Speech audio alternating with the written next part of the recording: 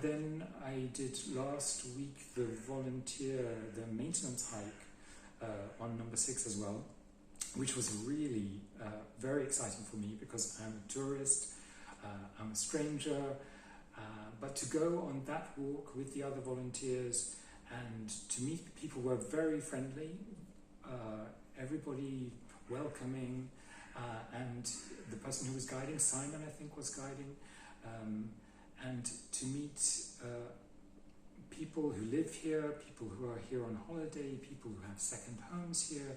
That was fascinating for me. And then I hope we did a little bit of work looking after the path, and then of course we all sat down together afterwards and had a very nice meal. I would say it was almost a feast really that we had.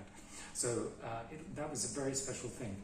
And I think it's so wonderful that there is that group that anyone can get involved in, anyone who is interested in going on a walk or supporting Andros routes.